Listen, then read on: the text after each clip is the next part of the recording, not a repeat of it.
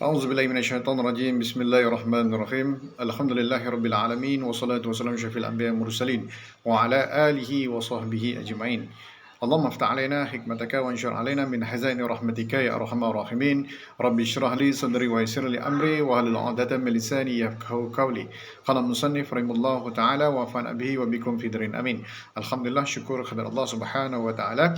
Hari ini kita dapat berkongsi lagi dengan hadis Nabi sallallahu alaihi wasallam berkaitan tentang tuntutlah ilmu sebelum ia diangkat. Bismillahirrahmanirrahim. Artinya daripada Abu Umamah radhiyallahu anhu, beliau berkata, baginda Rasulullah sallallahu alaihi wasallam bersabda, tuntutlah ilmu sebelum ia dicabut. Maksud ilmu itu dicabut ialah diangkat dari permukaan bumi ini.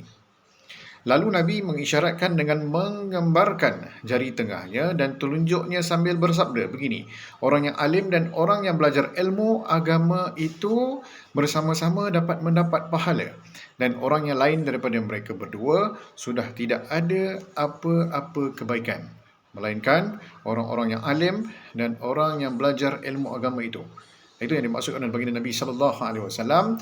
Mereka berdua akan sama-sama mendapat pahala, dan orang lain selain daripada mereka itu tidak dapat apa-apa kebaikan kalau mereka tidak seperti mana yang telah diamalkan orang-orang yang mengamalkan ilmu agama dan orang-orang alim. Diriwayatkan oleh Ibnu Majah. Maka keterangan hadis ini adalah menunjukkan kepada kita akan ketinggian martabat ulama dan penuntut ilmu agama, seakan Nabi sallallahu alaihi wasallam tidak memberi penilaian kepada yang lain daripada mereka berdua. Kalau seorang peniaga misalnya tidak mengerti ilmu agama, maka sudah tentu dia tidak dapat menguruskan perniagaan dengan baik dan diaturkan seperti mana diaturkan oleh agama. Mungkin dia akan memakan harta yang haram dan tidak sedar dengan perbuatannya itu. Begitu pula kalau seorang pegawai, kalau kita tengok tidak mau belajar dan memberitahu tentang hukum hakam agama, mungkin sahaja dia akan banyak mengerjakan larangan-larangan agama sedangkan dia tidak sedar. Silakan, jika mau jadi peniaga, pengusaha, pegawai dan sebagainya, tapi ilmu agama jangan ditinggalkan. Batas-batas agama mesti dipelihara. Kewajiban agama jangan ditinggalkan. Apabila petani, peniaga, pengusaha dan pegawai jauh dari agama dan tidak mahu belajar, maka akan wujudlah peniaga yang menipu, pengusaha yang tidak kenal halal atau haram, pegawai yang berkorupsi dan sebagainya.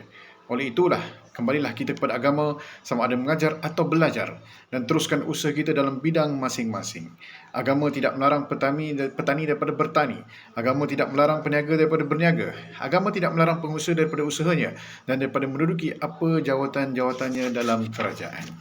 Jadi insya-Allah, mudah-mudahan maka hadirlah ke majlis ilmu, duduklah bersama di hadapan Tuan Guru, buka hati